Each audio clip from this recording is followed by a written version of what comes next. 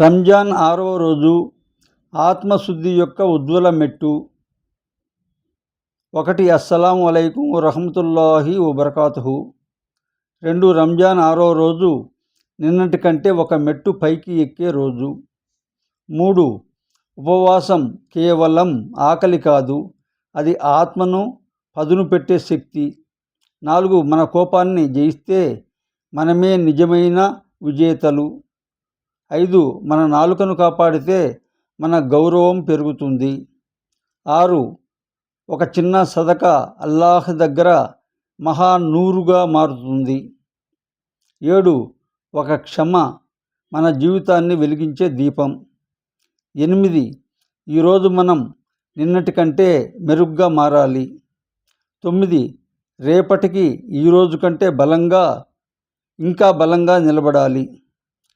10. రంజాన్ 6వ రోజు మన జీవితంలో మార్పు నుండి మహామార్పుగా మారాలి.